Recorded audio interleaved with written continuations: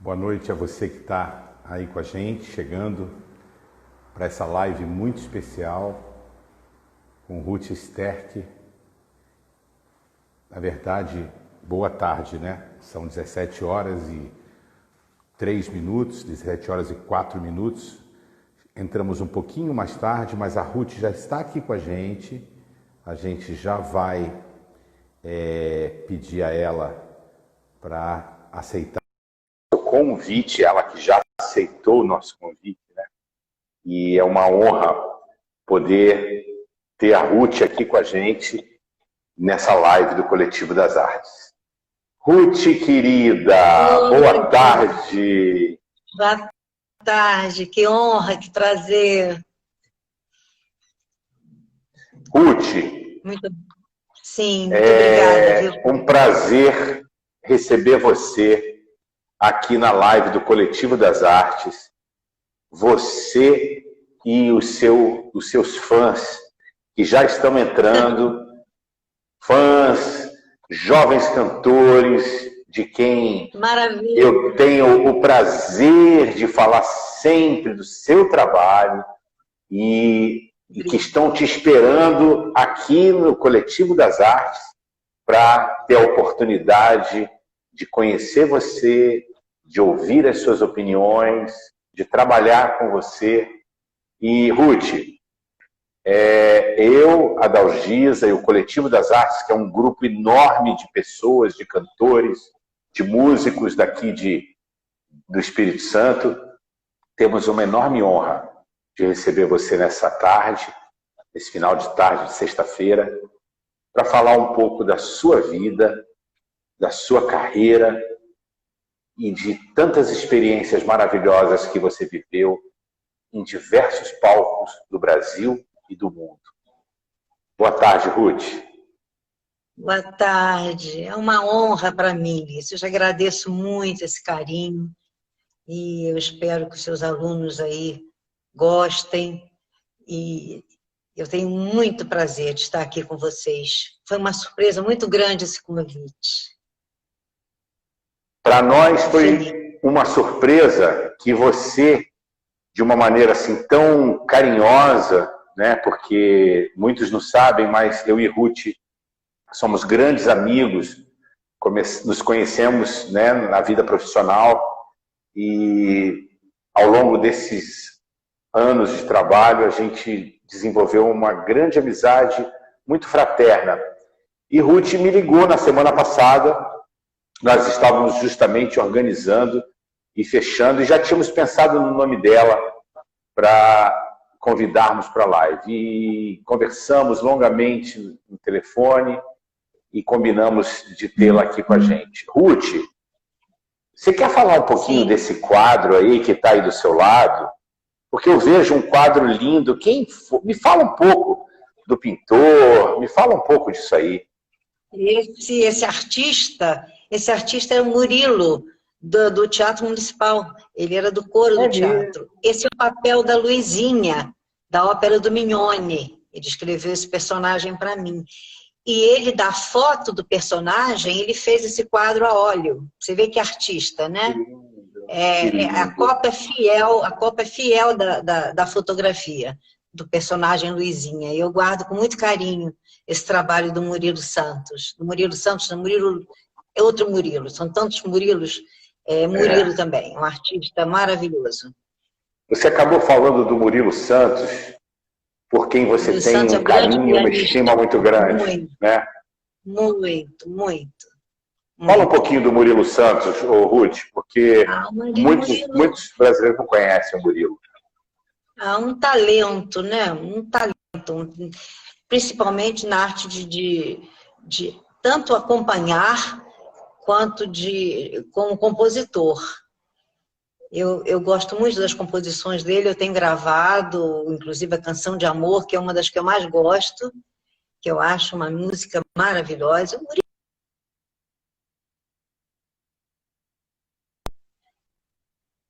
Muito querido, por todos os cantores, inclusive. Ruth, a gente sabe que você tem uma paixão especial e uma relação muito grande com a música brasileira, com a canção de câmara brasileira, tudo mais. Mas a gente vai falar disso um pouco adiante. Vamos começar do comecinho. Ruth, como é que você descobriu esse dom maravilhoso que você tem? Porque não é só um dom de cantora, é uma artista completa. Fala aí, como é que você descobriu isso? Obrigada, Lício, você é meu amigo. Eu vou te dizer como começou na infância. Na infância, a minha mãe, ela era muito apreciadora de arte, né? Principalmente a pintura e a representação. Tanto que ela me obrigava a decorar poemas imensos para declamar na igreja, onde eu frequentava, aquela igreja adventista. E eu estava sempre com uma poesia nova para apresentar. Aos 7 anos, eu declamei um monólogo imenso, que leva quase 10 minutos, um monólogo. 7 anos, levei muito tempo decorando aquilo. E eu não entendo por que ela me deu essa responsabilidade de um monólogo, de uma história tão dramática e tão triste que era esse monólogo. A história de uma menina que vai procurar o seu pai num campo de batalha, numa guerra entre Japão e Rússia, e ela quer ver o pai, e ela foge e vai procurar o pai nesse campo de batalha. E um japonês a vê procurando alguma coisa e pergunta o que ela quer, o que você quer, menina, nesse lugar tão perigoso? Ela quer ver meu pai, eu estou procurando o meu pai. E diz o nome do pai, que agora não me lembro o nome dela, é Lina, e ela só quer uma coisa, quer que alguém dê por ela um beijo no pai dela, se ela não encontrar. E esse russo, então, diz, eu vou dar ao seu pai esse beijo, assim que encontrar.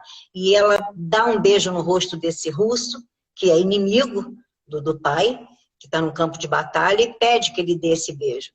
E ela se vai. No final dessa história, o russo vê moribundo no campo, e pergunta o nome dele, e era o nome que a menina foi procurar. Então, ele não teve outra alternativa. Ele dá um beijo na testa do inimigo, um abraço, o inimigo morre, levando um beijo do seu inimigo num campo de guerra. Eu não sei, a minha mãe, o que deu na cabeça dela, de uma criança de 7 anos ter que interpretar uma coisa dessa. Mas, toda vez que eu declamava esse monólogo, as pessoas choravam. E na hora que vinham falar comigo no final, diziam, menina, você me fez chorar. Eu chorei, menina, e tal. Então, cada vez que eu me apresentava em lugares diferentes, que a pessoa vinha me cumprimentar, a primeira coisa que eu perguntava era, a senhora chorou? O senhor chorou? Eu queria saber se tinham chorado, porque se dissessem que sim, eu ia sentir que eu alcancei aquilo que a minha mãe queria, que era comover as pessoas. Era muito... Então, a minha mãe me corrigiu, não pergunte a ninguém se chorou, espere que alguém diga. Então, eu comecei a entrar nesse mundo do sentimento, de alcançar a emoção, desde muito cedo, que a minha mãe me incutiu nisso. Então, aliado a isso, a música que eu sempre apreciei, né? Sempre ouvi os discos da minha mãe, do meu pai, discos bons, discos de cantores famosos, e eu tinha muita admiração pela Bidu Sayão. Eu tinha discos da Bidu Sayão, que eram compacto, não era compacto, era um acetato, 78 rotações, coisa muito antiga. Tinha uma vitrola onde eu ouvia a Bidu Sayão. E eu procurava imitar. Eu pegava a panela da minha mãe, botava meu rosto dentro da panela para ouvir a ressonância, e imitava a Bidu Sayão cantando uma cantiga de Ninar, do Paurilo Barroso, que ela cantava lindamente. E eu ficava ouvindo Lana Bittencourt, uma cantora popular que eu achava uma voz lindíssima, também procurava imitar. Estava sempre imitando alguém. E acho que isso tudo me levou a esse caminho que você conhece, que é declamando, imitando cantoras, com a cara dentro da panela, deu nisso.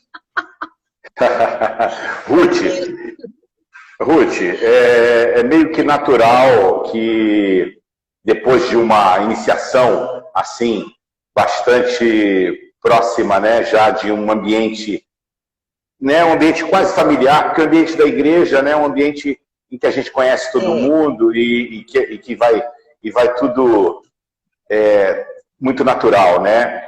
Hoje, especialmente hoje, nós estamos celebrando uma data também muito especial na minha família, que é o aniversário da minha mãe, Tânia Araújo, que você conhece muito bem, e que está aqui com a gente. Está aqui com a gente assistindo a tua live, junto com meu pai também. E eu queria mandar um beijo, pedir licença, Ruth, para mandar um beijo para minha mãe, que não vejo há mais de 100 dias já, né, nessa quarentena. Ela está no Rio de Janeiro e eu estou aqui na Grande Vitória, né?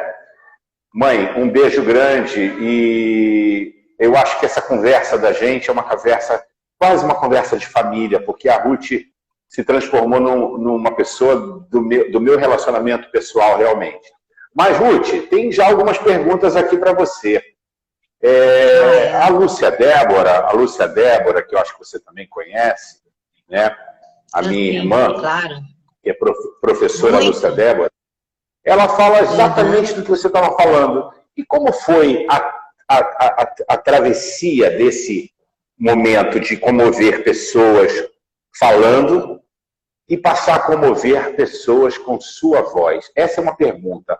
A outra pergunta, temos aqui a Natália Rubner, minha querida aluna e profissional maravilhosa, que cantou no Fantasma da Ópera, na produção do Fantasma. Um beijo, Natália. Tenor Eric Herrero está aqui. E o Lício Araújo também faz uma pergunta. E, na verdade, ele faz uma afirmação. Grande artista nasce cedo. Na história da música, esse registro é frequente em nossos estudos sobre a lírica nacional. Ruth é, sem dúvida alguma, um exemplo dessa grande artista que tomou conta dos corações e fez muita gente chorar, como ela falou. Eu mesmo já tive a oportunidade de chorar muito vendo a Ruth cantar. Então, Ruth,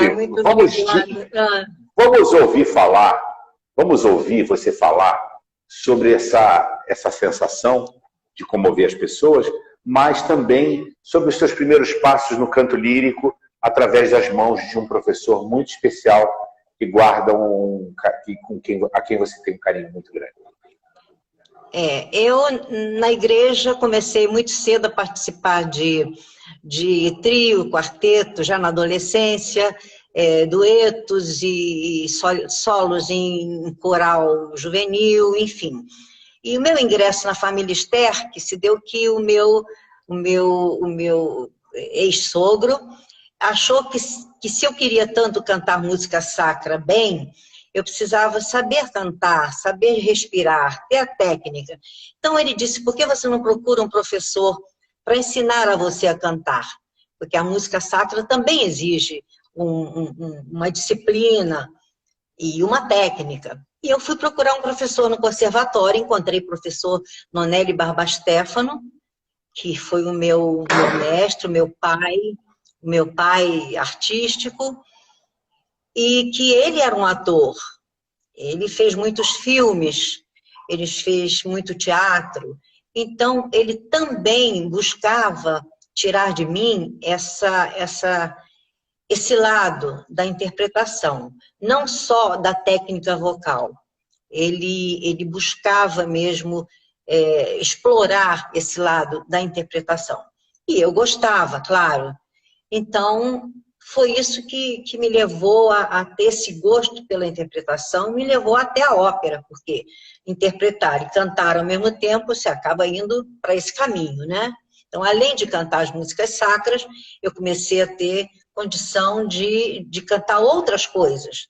Canções brasileiras e canções napolitanas, e até chegar a um dia fazer um concurso para o Teatro Municipal para o coro, e depois do coro ter a chance de sair do coro como solista, fazendo um papel na ópera. Então, foi um caminho assim, começando pela música sacra, chegando até a ópera.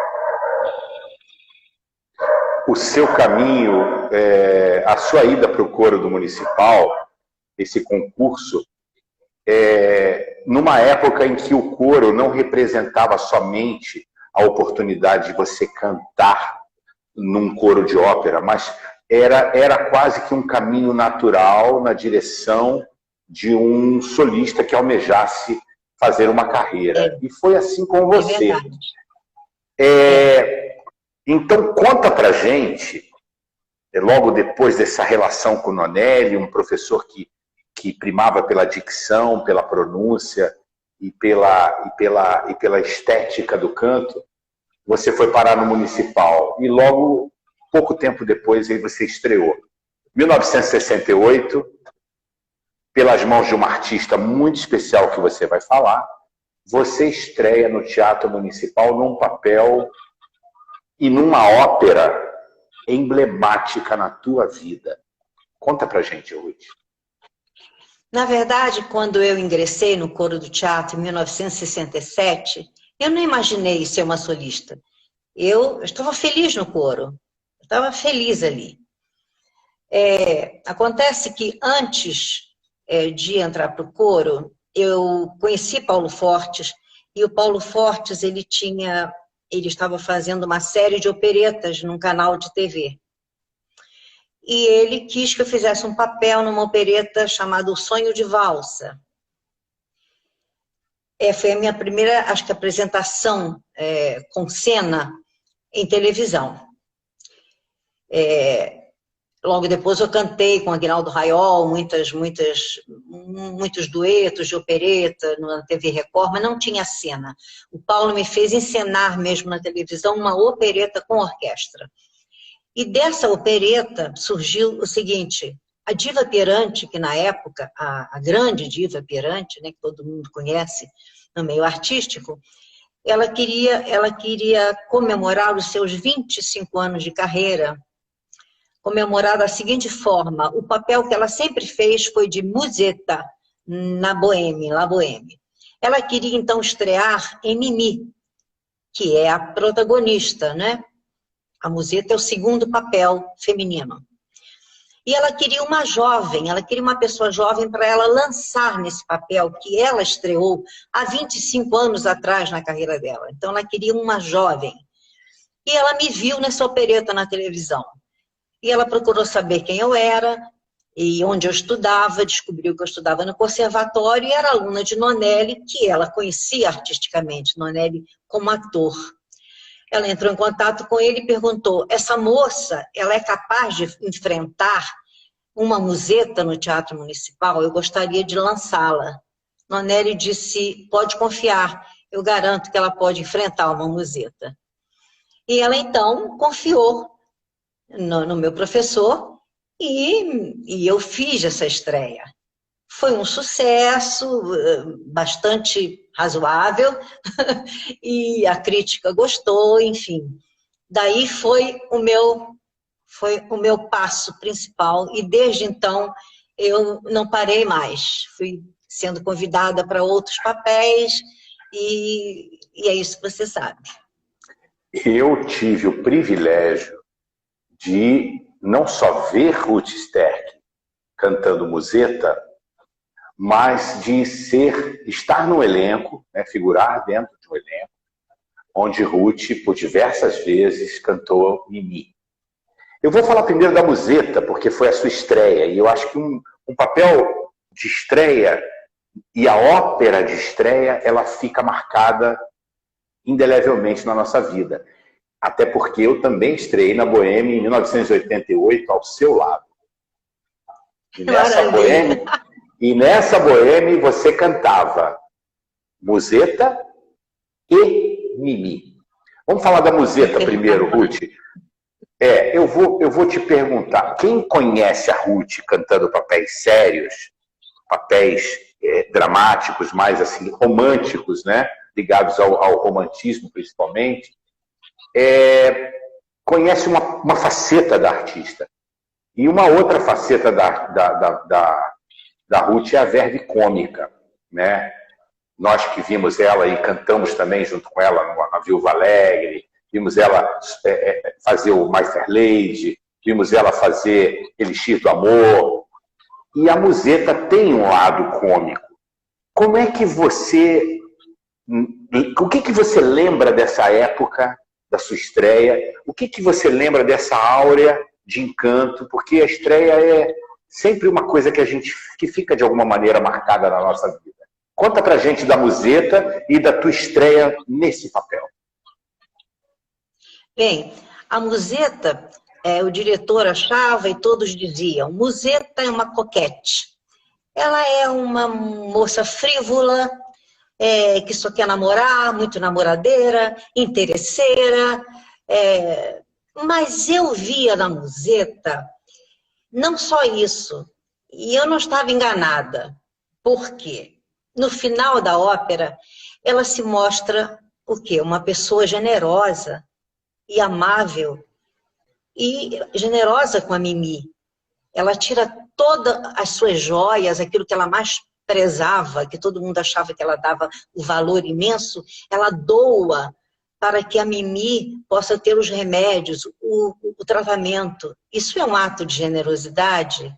Então, eu via isso na Musetta. Embora ela fosse espivitada, coquete e tudo mais, e namoradeira, e completamente... Ela era uma moça com alma, ela tinha generosidade. Eu via, na própria área da Musetta, eu sempre achei, na melodia, o Puccini fez uma melodia, não é espivitada, é uma melodia muito romântica e bem, eu acho, bem íntima. Aquele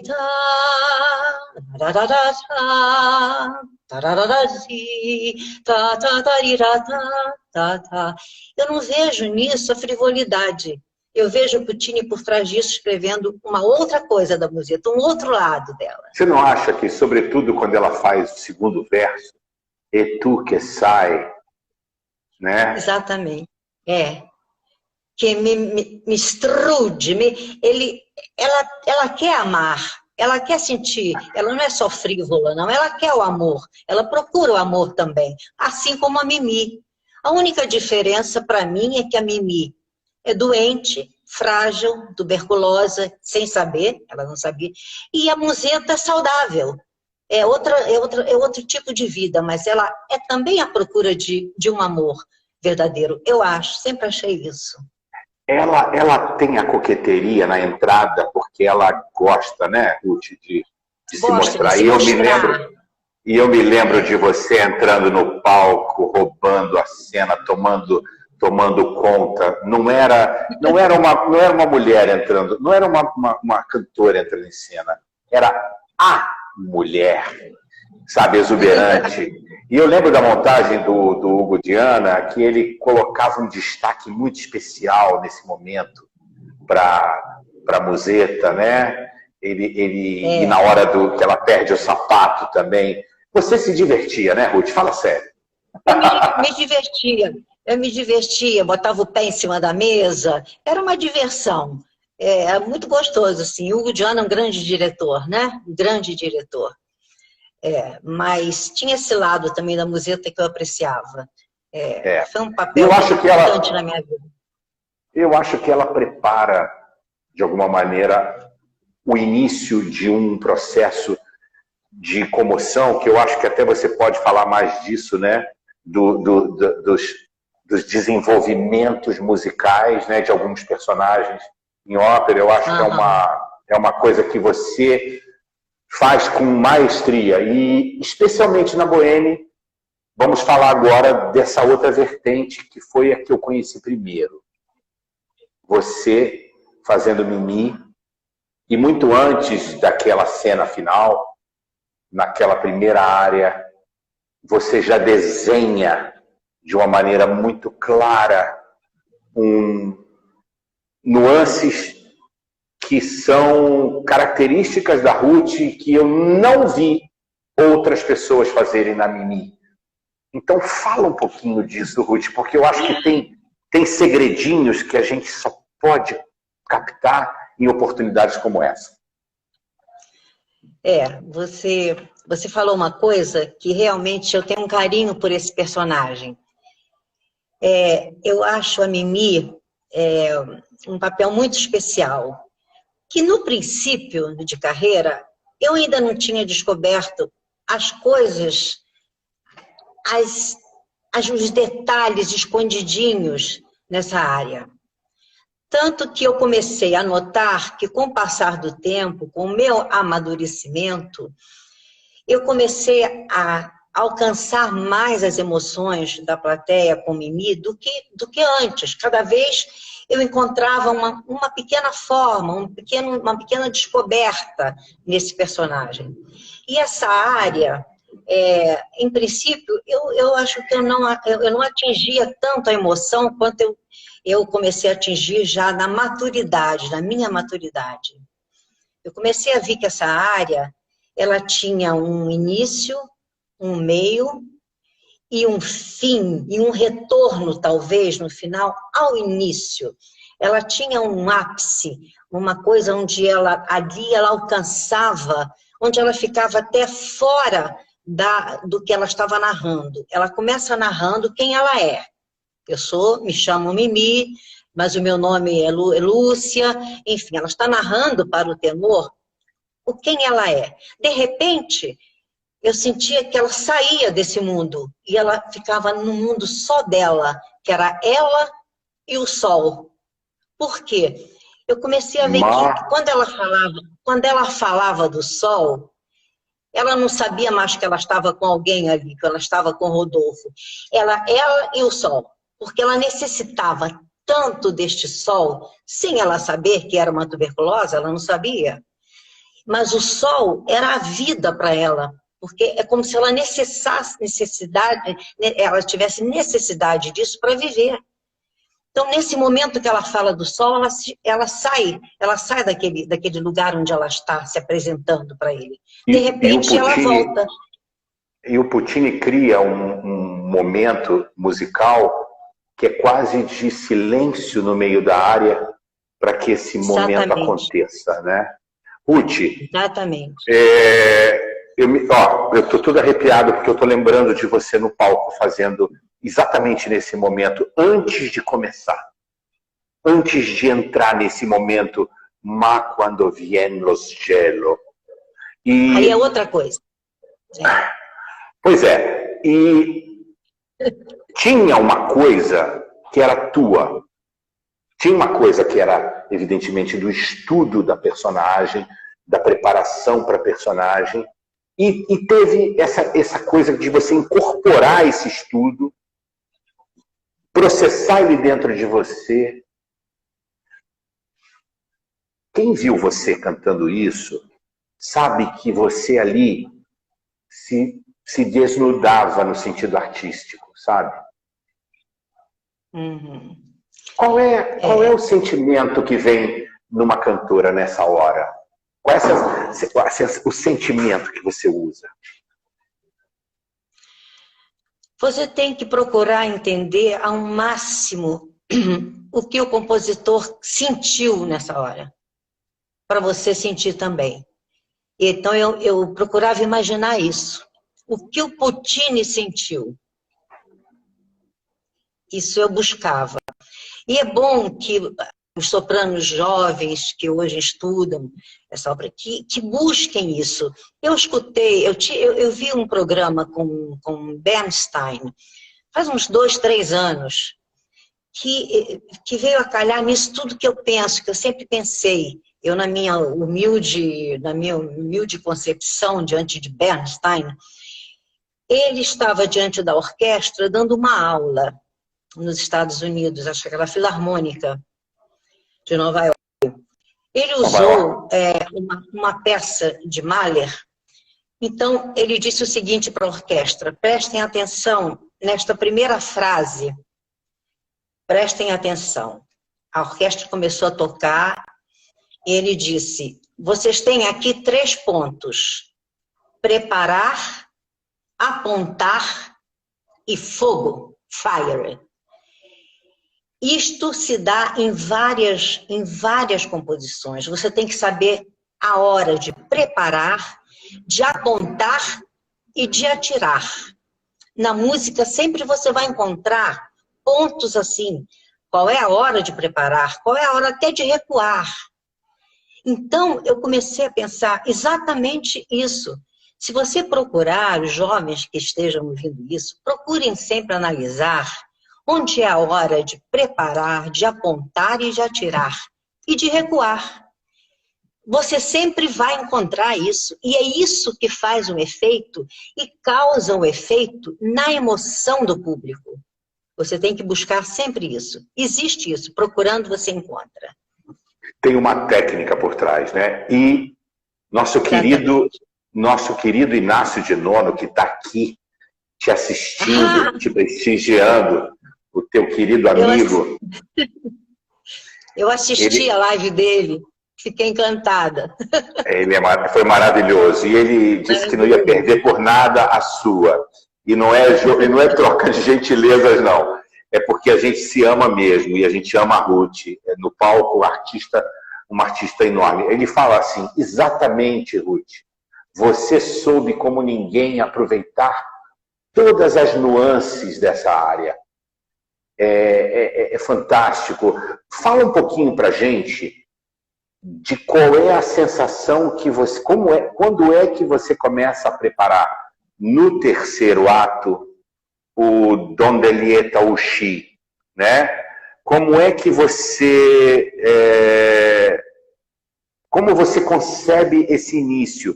Já que tem o preparar, o apontar e o fogo, como é que é... Onde é que começa a Musetta, a Mimi, desculpe, a refletir e ter a coragem de falar aquilo tudo que ela fala para o Rodolfo, porque ela não espera uma conversa, ela já vem com uma decisão de se separar.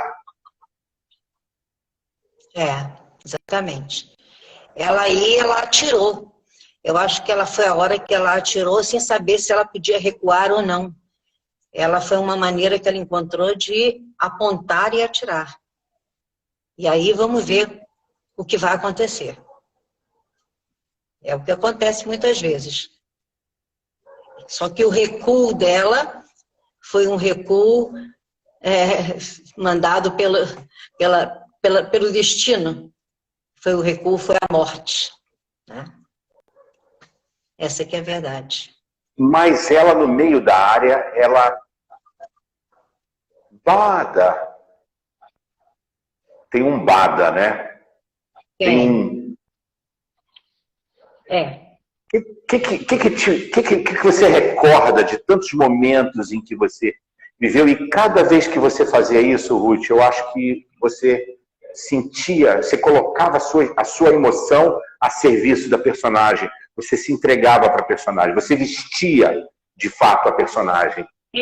Eu procurei sempre vestir esse personagem, né? E eu sofria mesmo. Era um sofrimento inevitável. Nesse momento, sofrido mesmo. Eu tinha até que me controlar muito para que isso não embargasse a minha voz, para que não tivesse uma influência vocal. Porque esse cuidado você tem que ter, né? Era uma entrega mesmo nesse momento. Mas eu tinha que ter o cuidado de a voz estar, porque eu precisava de técnica ali, eu precisava de pianíssimo, eu precisava de coisas que exigissem de mim a técnica. Eu não podia deixar que essa emoção me abalasse. Sim. Você se joga muito. O Inácio, o Noninho, como eu chamo ele, né? Ele fala muito que tanto ele quanto você, ele enxerga isso em você também. Falou uma vez para mim também que ele acha que eu também tenho isso. Nós somos artistas que nós somos como leões, né? Que se jogam, né? No picadeiro, né? Ruth, em algum momento... Você e o Inácio têm essa característica também, da entrega. Isso é uma coisa que é visível, isso. A gente sente isso completamente. Me fala uma coisa. Algum momento essa entrega te fez esse pouco distanciamento, porque quando a gente se entrega muito, a gente se distancia pouco do personagem, né? A gente se envolve muito com ele. Esse é o perigo, Algum momento você se pegou chorando no palco? Quase. Eu tive que engolir muito. Principalmente na Micaela, naquela prece, quando ela pede que Deus a ajude, Teve uma vez que eu embarguei, e eu não podia embargar ali, de forma alguma, ia me prejudicar. Mas quando ela pede a Deus que a ajude naquele momento, foi um momento que eu quase chorei realmente, na Micaela Carmen. Esse foi um momento. Outro personagem fantástico. O que são duas personagens muito doces num primeiro momento, né? A Mimi e a Micaela. E quem tiver a oportunidade de ouvir as gravações da Ruth, ou quem conheceu e conhece a voz da Ruth, sabe que ela é um soprano lírico puro, mas com um centro de voz bastante projetado, né? E com uma igualdade de som muito grande no registro médio e no registro agudo. A Ruth, esse soprano lírico vem com uma pureza muito grande, com uma... E você, por exemplo, na gravação do Skik, que está no seu Instagram, na gravação do Gianni Skik, isso fica muito claro, é puro, é cristalino, e eu acho que essa pureza revelava junto já o caráter de personalidade da artista que você é. Fala um pouco de como é que você vê essa transformação da Micaela, se é que existe uma transformação da Micaela, da sua Micaela. Eu me refiro à sua Micaela, não a Micaela em geral. Eu falo da Micaela da Ruth. A Micaela tem até uma passagem interessante. Um diretor muito famoso, eu não vou citar o nome dele, que me dirigiu na Carmen, ele disse assim um dia, bom, a Micaela, como todos sabem, estava falando sobre os desempenhos artísticos dos personagens. A Micaela é uma caipirinha que veio lá de longe e tal, ela só cresce no terceiro ato, porque o primeiro ato, o segundo, ela é muito boba, muito ingênua, muito sem sal. E eu discordei. Eu discordei porque a Micaela, ela não, a meu ver, não era isso, não. Ela era uma mulher, uma camponesa, assim, uma caipira, muito corajosa e disposta a lutar por um homem que ela amava. Senão ela não enfrentaria, não saía lá da terra dela, lá do campo, para enfrentar um campo de pessoas que ela não conhecia, e enfrentar até a Carmen para livrar o amor dela desta mulher que ela via que não seria bom para ele. Aqueles contrabandistas, e ela enfrentando aquele campo de contrabandista, onde que ela era? Ela podia ser caipira, mas corajosa ela era. E ela foi lutar pelo homem que ela queria. Eu não vejo ela, essa bobona, essa boboquinha, essa Micaela... Não vejo. Ela era uma mulher muito forte. Com certeza. Você não acha isso? Você não concorda? Com certeza. E você transfere essa doçura no primeiro dueto com Dom José, de uma doçura muito grande. Comove porque tem nuances. Me fala desse dueto. O que você sente da Micaela? Porque ela não é bobinha realmente, mas ela é doce nesse momento, né? Ela quer realmente ter esse homem para seu marido, para sua vida. E, aliás, é o que ela esperava. Ela não esperava que ele fosse enganado ao ponto que ele foi por uma paixão, né? Que ela queria ser a mulher dele, na verdade.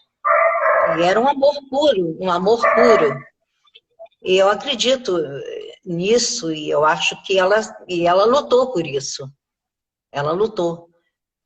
Você não acha que ela era muito bonita? E eu acho que o Bizet deixa isso claro com o assédio que os soldados, antes dela encontrar o Dom José, né? Ela sofre um assédio enorme. Né? Você não acha que ela era... eu acho que demonstra ali que ela tem um objetivo muito claro, né? Ela realmente ela sabe o que ela quer. Ela sabe o que ela quer. E é uma pessoa determinada. Eu vejo na Micaela nada de boboca. Eu vejo uma mulher determinada e forte, e amorosa e apaixonada. Tudo que uma mulher forte pode ser. O Inácio fez esse papel. Ele fez um bom. O Inácio fez comigo ele fez comigo lá em Curitiba. Ele fez o toreador. E nós fomos dirigidos, bem dirigidos e tal, mas eu não concordava com essa visão de alguns diretores sobre a Micaela. Sim. Vamos falar da sua carreira e vamos falar dessa coisa da fortaleza também. Ruth, você falou da fortaleza da personagem, né? E você é uma mulher forte. Você é uma mulher com temperamento muito forte. É o que eu digo, existe uma doçura na Ruth, como vocês estão vendo aqui, é uma pessoa extremamente doce e querida, mas a Ruth é uma pessoa de um temperamento muito claro e muito forte também. Como é que é isso, Ruth? Como é que você lida com essa personalidade? Eu tenho temperamento forte, sim, mas eu procuro, dentro do meu temperamento forte, eu procuro um pouco da justiça. Se eu for injusta, eu também vou reconhecer. Se eu usar o meu temperamento forte, às vezes, para causar uma injustiça, por menor que seja, eu vou reconhecer. Agora, quando eu estou no meu direito, aí eu fico mais forte ainda. Mas além de... Fala. Mas eu reconheço as minhas falhas também no meu temperamento forte, que nem sempre a gente está com a verdade, né? Mas eu procuro me corrigir. Com certeza, minha querida. Olha só, temos várias coisas para falar. Teve essa estreia maravilhosa na Museta e depois esse personagem emblemático que entrou definitivamente para a sua vida cantando Mimi cantando La Boheme como Mimi em diversos teatros do Brasil e também do exterior. Mas tivemos outros personagens. Por exemplo, Salvator Rosa, em 1977, no Teatro Municipal de São Paulo, você cantando Gennariello. Minha estreia no Municipal de São Paulo foi um papel muito interessante, que era de um menino, um Scunizio, né, que chamam, né? Um menino que era apreciador do personagem que o Paulo fazia, no Masaniello, né? Era muito interessante aquele personagem. Um moleque, né? Scunizio seria um moleque, né? É um menino de 12 anos, por aí. Eu me vestia de menino mesmo, ficava um menino em cena, era muito engraçado. E cantando aquela área, né, Mia Pittirella, que é uma área que bastante interessante, que o público gosta, e foi uma experiência maravilhosa ao lado do Paulo Fortes e do Benito Maresca. Foi regida pelo Túlio Colaccioppo, enfim. E um grande diretor, hein? Gianni Ratto, grande diretor de teatro. Para mim, foi um aprendizado aquele papel. Que bacana. Falando do Gomes, que outras experiências com Gomes você teve? Mesmo que não de ópera completa, mas você cantou o dueto da Ceci, né? Só em recitais. Em recitais meus, eu cantava a área do Schiavo, e eu nunca fiz o papel, por exemplo, eu nunca fiz Guarani, por exemplo, só o dueto em cena, em concertos, em recitais. Nunca fiz a ópera, eu só fiz Salvator Rosa mesmo. E cantei e gravei um long play só de canções de Carlos Gomes, cantada em dialeto milanês, né, com uma orquestra de câmara muito boa, tendo um Morelenbaum tocando viola, Peter Dalsberg, violoncelo, olha só. Artistas maravilhosos, e eu gravei esse long play, que eu gostei muito de gravar, de cantar essas melodias de Carlos Gomes. Tem muita coisa bonita nesse long play. Você acha que as melodias do Gomes, apesar da letra ser em italiano, num dialeto milanês, né, onde ele viveu uma parte importante da sua vida e do início da sua carreira internacional como compositor, você acha que as melodias são, elas têm um ictus, digamos assim, brasileiro? É um misto, né? É uma mistura, na verdade. Não posso dizer que é totalmente um gênero brasileiro, mas não é. Ele teve muita influência italiana, né? A Ave Maria, por exemplo, dele, que também está gravada nesse play, você sente essa influência. É uma mistura. Eu acho que ele pode ter até tentado, mas ele tende muito para esse lado italiano.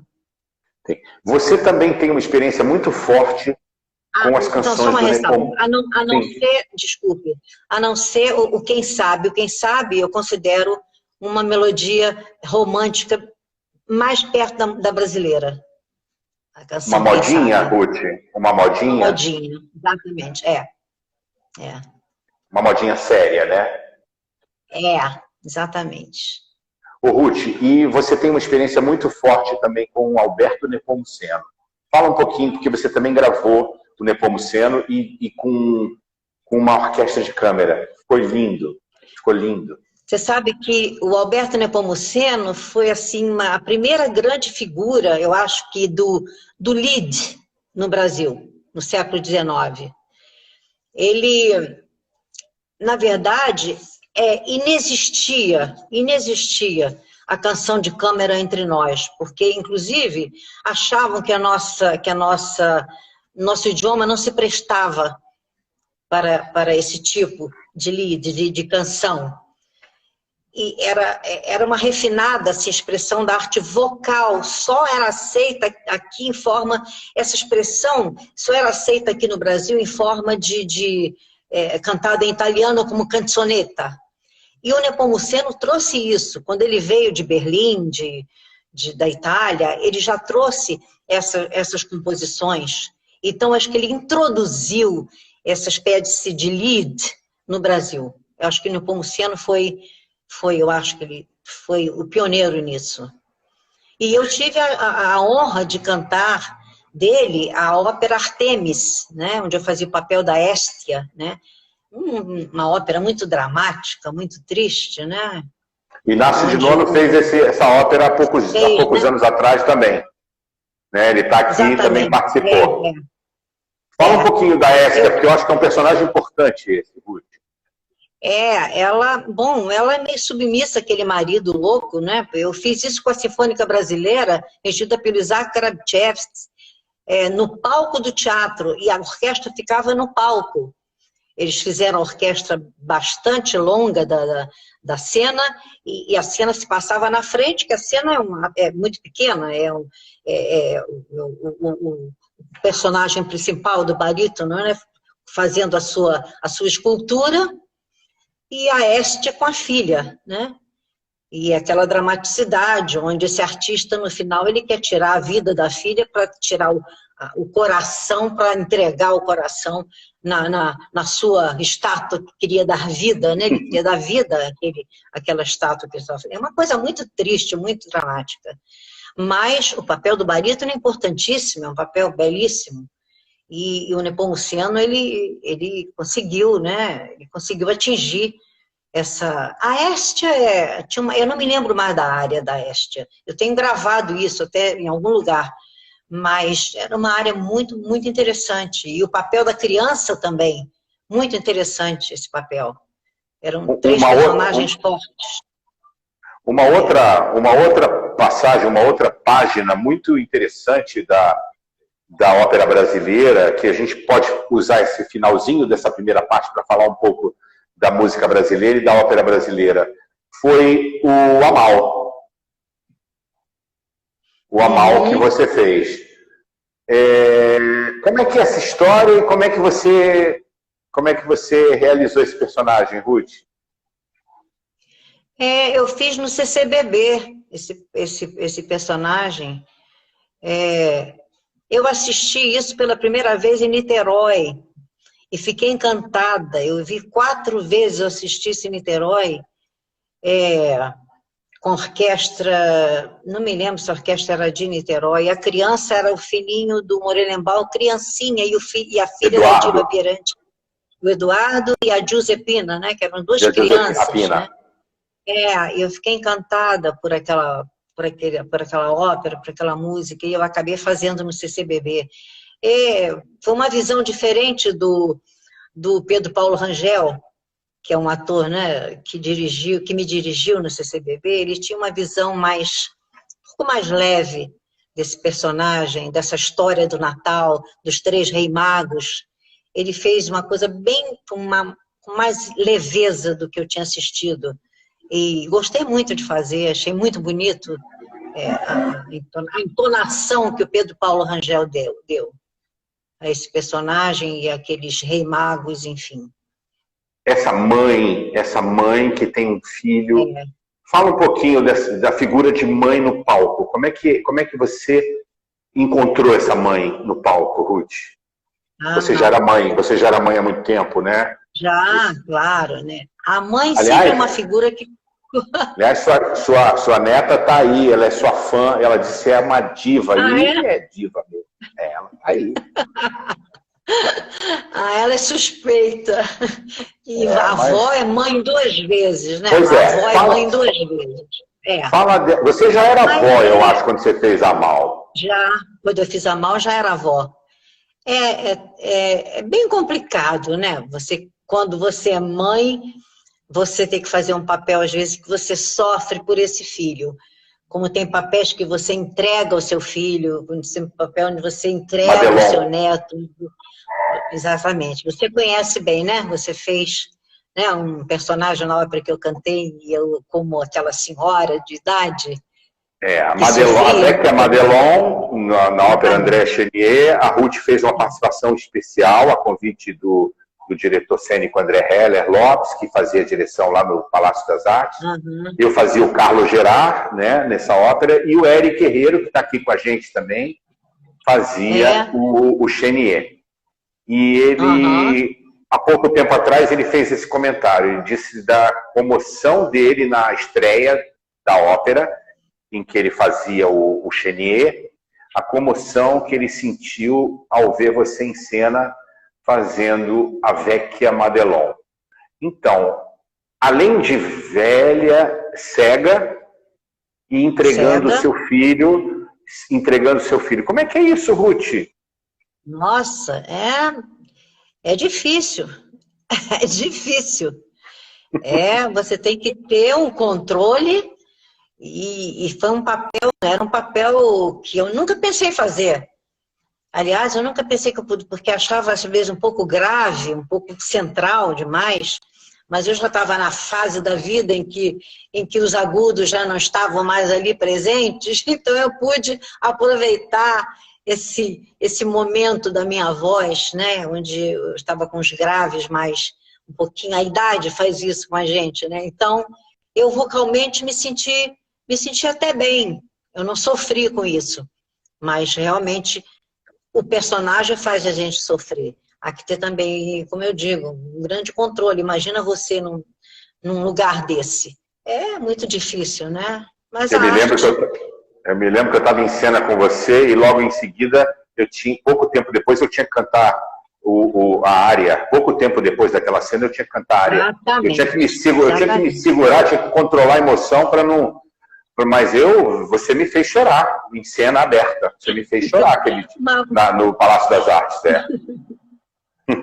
Gente, olha só. Nós estamos terminando a primeira parte da live com Ruth Sterck, mas na segunda parte, no início da segunda parte, nós vamos falar de Tatiana do Onegin, vamos falar de La Pericoli, vamos falar do encontro de Ruth, o que foi na Pericoli, com Franco Zeffirelli. E depois da oportunidade que ela teve de trabalhar com esse grande regista italiano. E vamos falar também de Liu, de Turandot. Vamos falar das visitas que Ruth fez ao Chile e também a Vinha del Mar, cantando Traviatas e mais Traviatas, mundo afora, e outras coisas mais.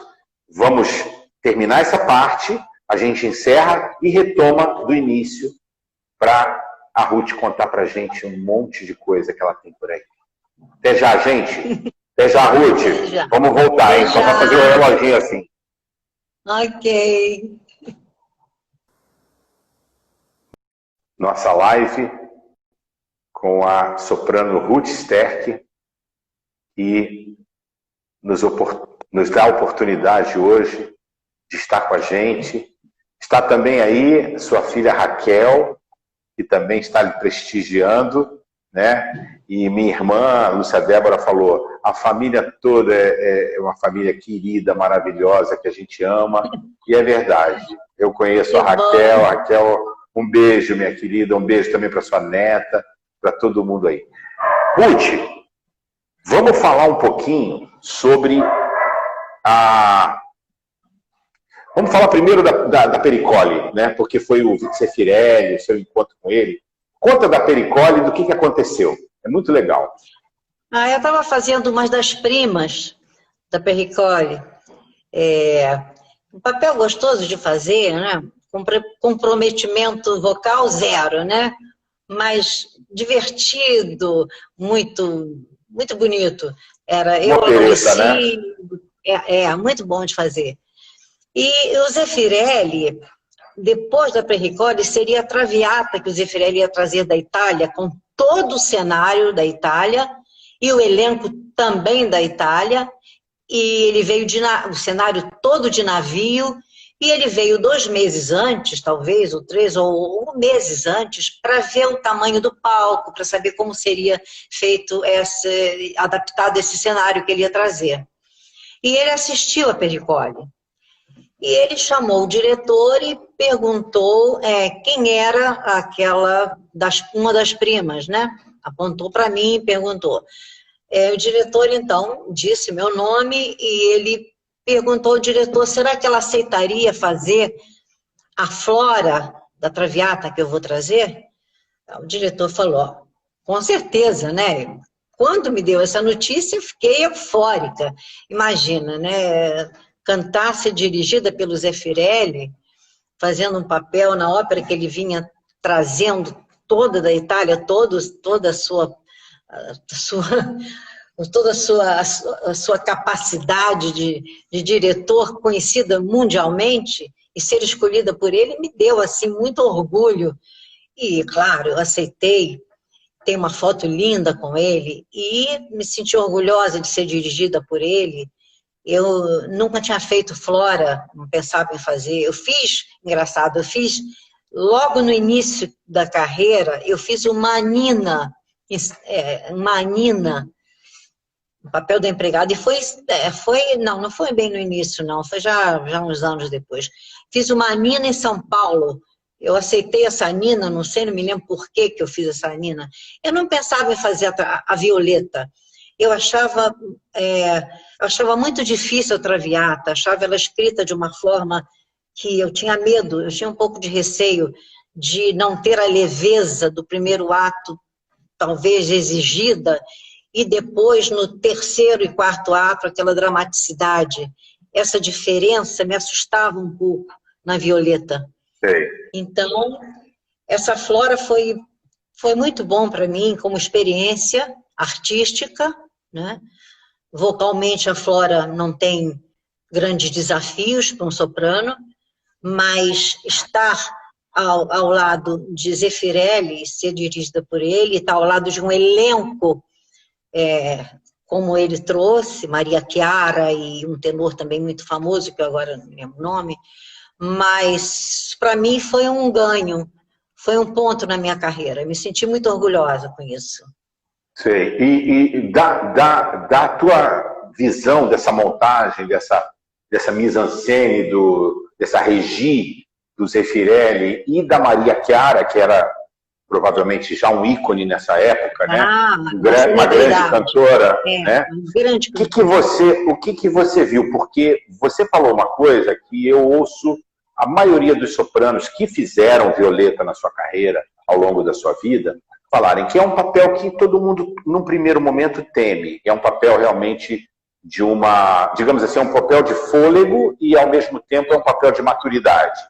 Né? Ela é uma coisa no primeiro ato, outra coisa no segundo, uma terceira e por fim, aquela moribunda no final. Fala disso e dessa relação com o Zeffirelli e com a Maria Chiara, e depois a gente vai falar da sua Traviata. O Zeffirelli se mostrou uma pessoa muito doce, muito boa no trato com os artistas. É bem verdade que ele já vinha com esses artistas dele, conhecidos demais dele, lógico, mas ele, naquele palco, ele tinha que adaptar certas coisas. E a maneira dele se dirigir aos artistas é uma maneira muito doce, eu fiquei encantada com essa maneira do Zeffirelli, da educação dele, a maneira de exigir. E comigo, que não me conhecia, ele não me conhecia, então, o que ele... Com um probleminha de conexão, espero que seja passageiro. Eu acho que a gente já retomou a conexão boa. Vamos lá, fala um pouquinho, não sei se eu perdi, a Maria Chiara, você ia falar um pouquinho de como foi você olhar a Traviata de fora. A Maria Chiara é uma grande artista, uma mulher sensível e de uma voz extraordinária. Eu fiquei encantada de estar ao lado dela, além de uma pessoa generosa, delicada, assim como o Zeffirelli. Me encantou a delicadeza desses artistas, tanto da Maria Chiara quanto do Zeffirelli. Me encantou, realmente. Você se sentiu parte do todo? Quer dizer, em nenhum momento você se sentiu... Me senti incluída. Me senti incluída. Isso é muito importante, né, Ruth, na vida, né? Na vida de um cantor. Né? Muito importante. Por essas pessoas tão sérias, tão importantes. Me senti incluída, foi muito bom. Que bom. Foi gratificante. Olha só, logo, pouco tempo depois, você fez a Traviata, né? Você fez uma montagem da Traviata que tinha uma particularidade, né? Você cantava o primeiro e o terceiro ato. Justamente aquele primeiro ato que você tanto se preocupava, temia, né, digamos assim. Tanto temia. Quem não teme, né? Qual é a soprano que não teme a grande área da Traviata? Exatamente. Né? Às vezes a gente está começando a dar aula para alguns sopranos que já estão desenvolvendo e a gente fala assim, começa a estudar a grande área. Você não acha que é uma área para ser estudada em doses homeopáticas, Ruth? Fala disso, porque eu já fiz isso com duas alunas minhas. Falei assim, começa a estudar. E elas morrem de medo, achando que eu já estou dizendo que elas vão cantar Traviata. Não, precisa estudar primeiro. Né? Fala disso. E muito. É doses homeopáticas mesmo.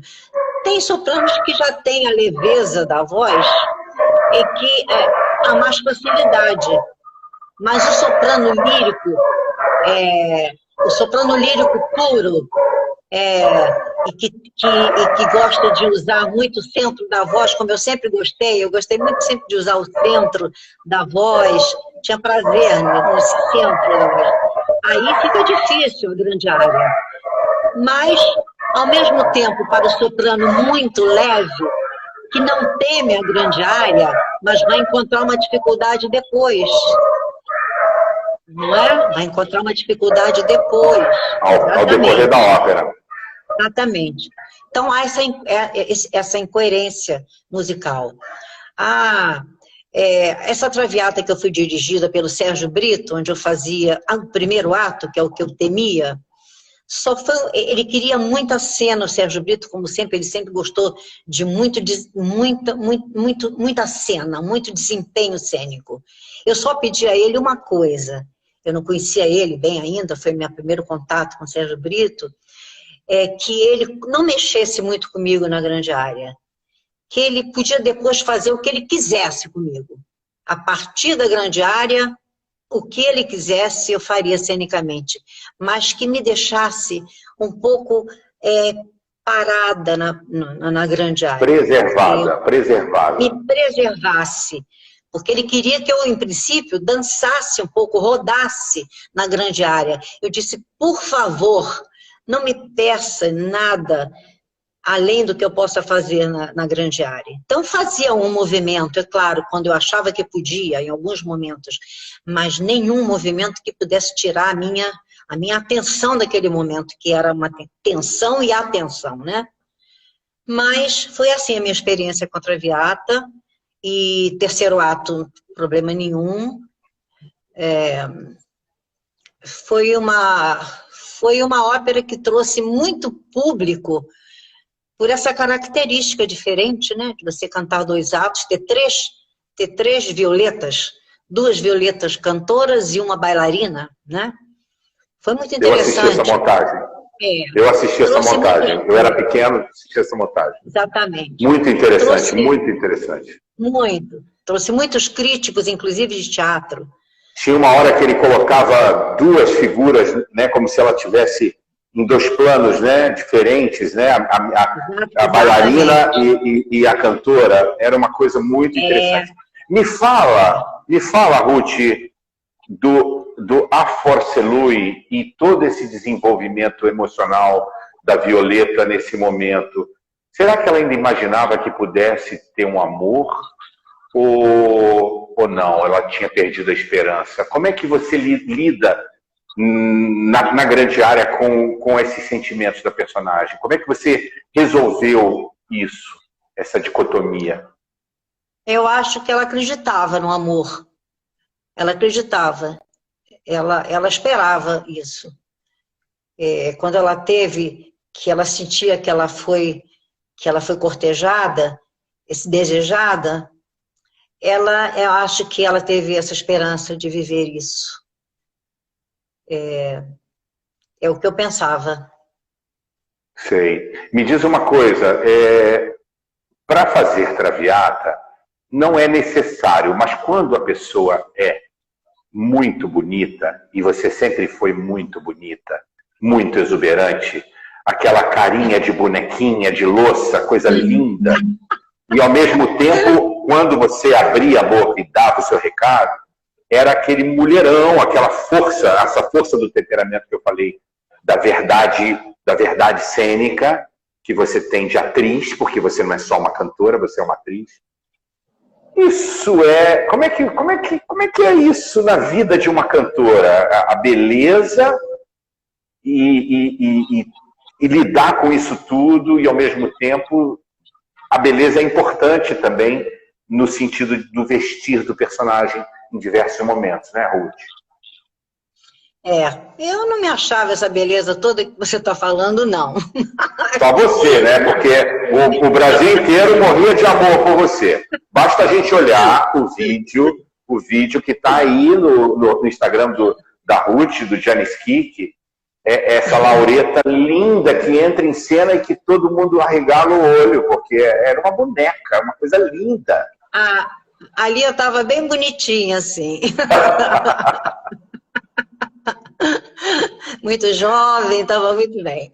Mas era entrega. Eu tenho uma pessoa na minha família que dizia, quando você entra, acho que não é você não, acho que baixa uma outra coisa, que você se entrega tanto.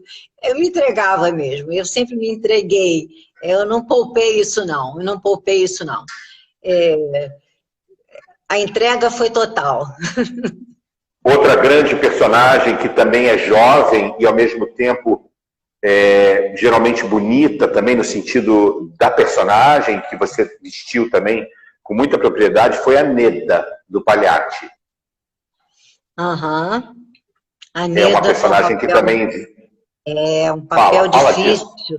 É um papel difícil, porque, embora ela tenha aquele espírito dela, que foi um espírito assim, aventureiro e tal, a comoção dela e a emoção quando ela vê o sofrimento que ela sente que ele está ali naquele momento cantando aquela área, ele está sofrendo por ela, aquele momento é uma entrega, assim, ela sofre junto com ele, isso eu sofria junto com aquele tenor.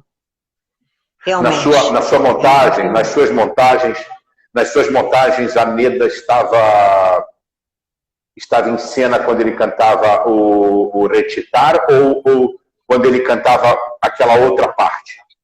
Não, quando ele cantava outra parte. No final. No final. Quase Morta de Fame, aquele final, exatamente, né?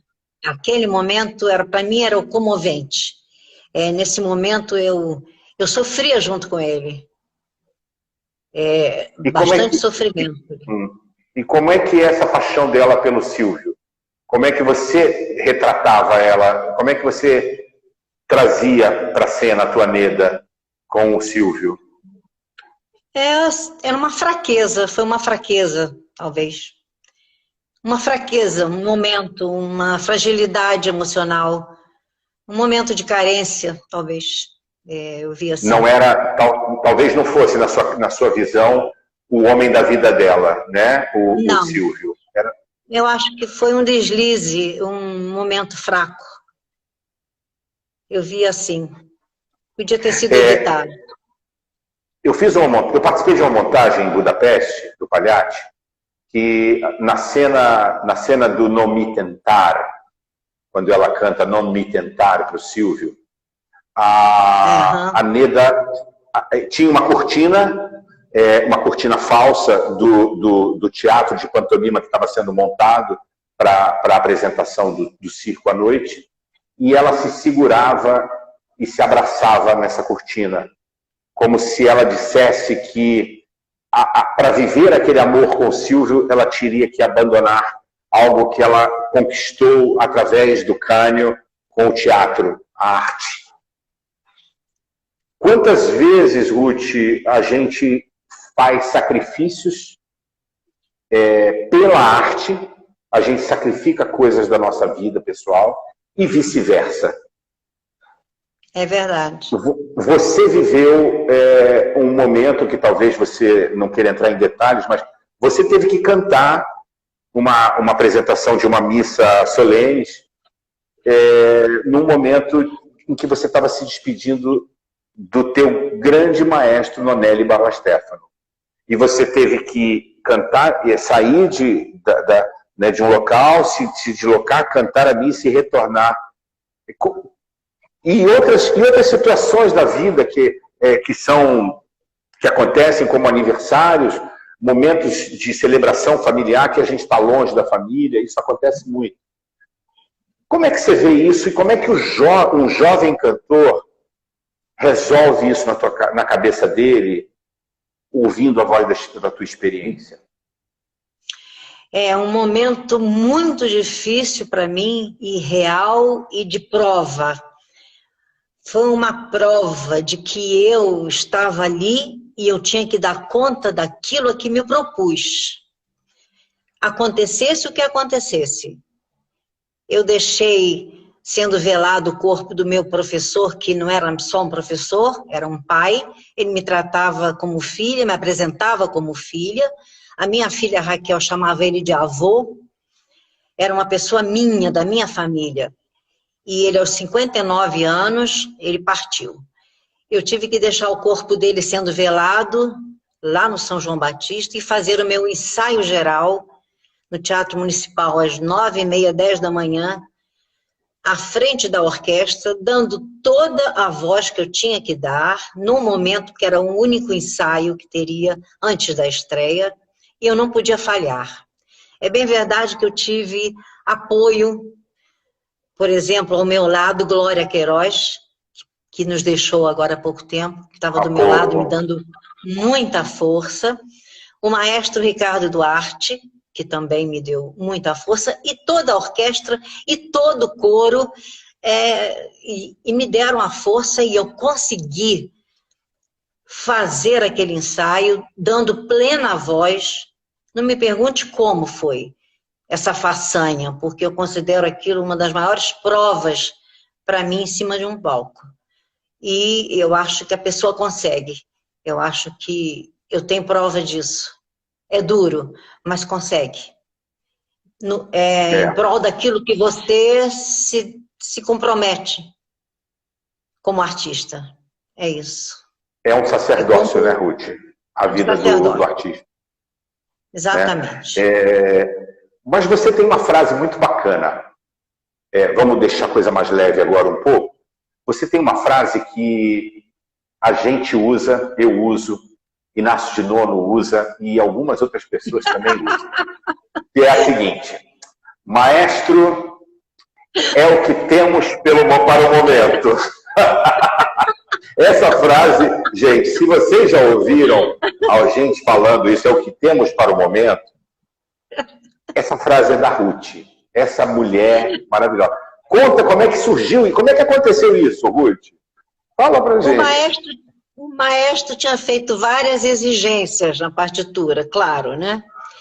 E quando eu fui para o ensaio de palco, os ensaios de sala para o ensaio de palco, eu não cumpri naquele momento todas as exigências que ele me pediu.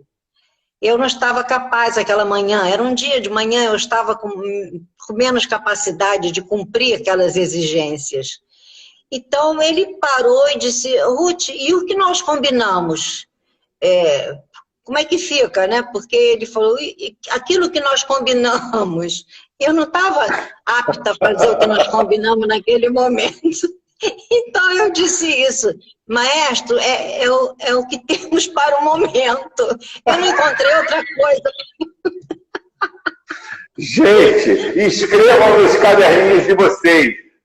Quando aconteceu a situação em que você não esteja capacitado para cumprir alguma coisa, você fala: é o que tínhamos para o momento, é o que temos para o momento, alguma coisa assim. E essa frase é dessa mulher maravilhosa, né, que tem um senso de humor muito peculiar, muito engraçado.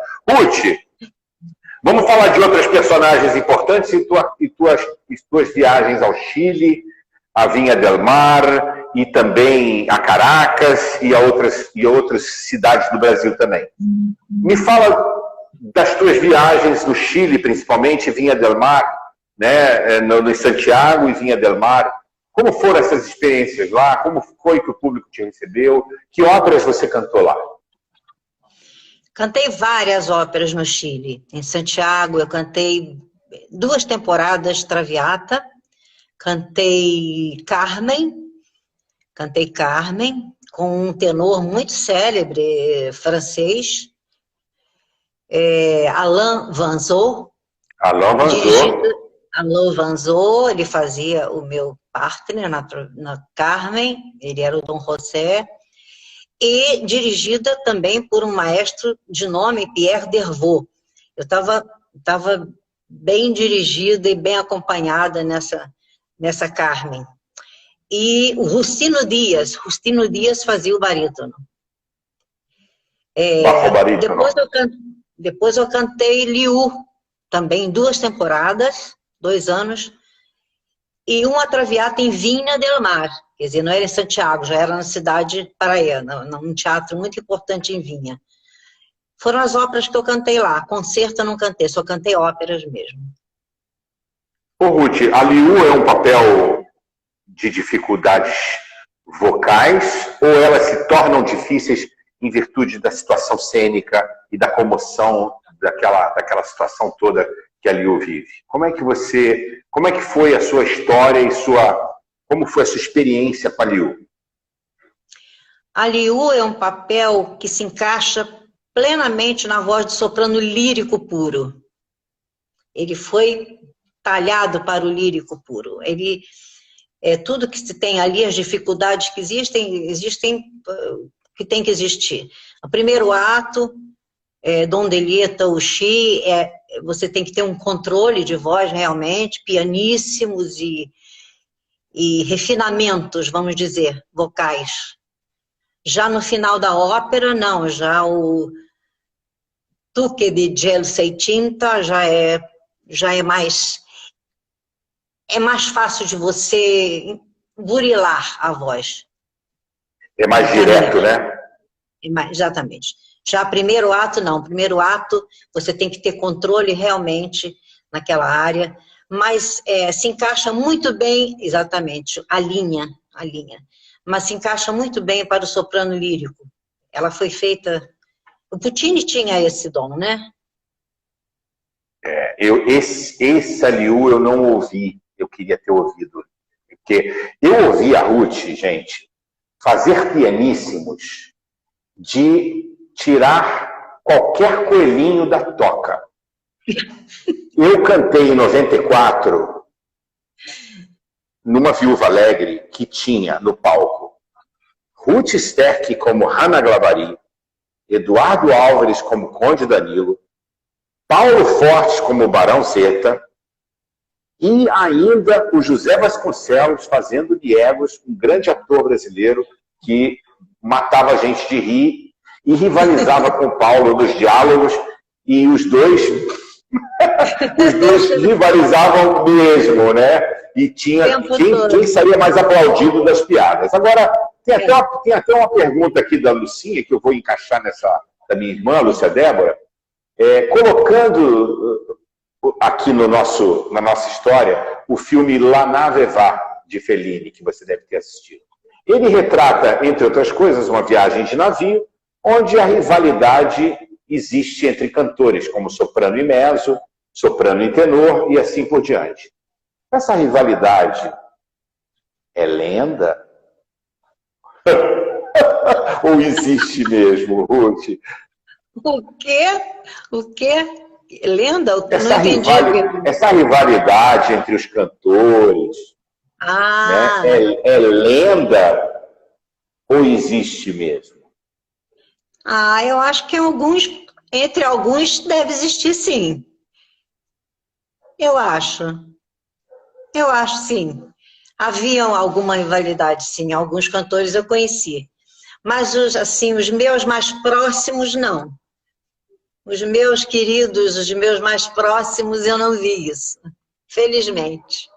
Eu me lembro dessa Viúva Alegre, que eu estava falando justamente para falar dos pianíssimos da Ruth, que quando a Ruth entrava em cena, o coro do teatro era... Bem, o Teatro Municipal era a casa da Ruth, né? A Ruth nadava de braçada lá no teatro e era amada e querida com razão por todos. Era sempre muito, muito, muito reverenciada, mas com razão também, porque sempre brilhava. E quando ela cantava a Vilha, o palco do teatro, que nem sempre é tão silencioso, né, ficava mudo. Porque sabia que no meio da Vilha viriam os pianíssimos da Ruth. E essas coisas que só Ruth, eu só vi, assim, do jeito que você fazia, Ruth, só vi você fazendo.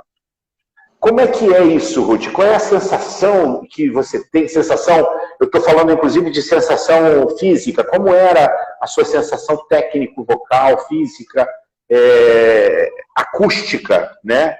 De ressonância? Onde é que ficava esse buraquinho do coelhinho na toca?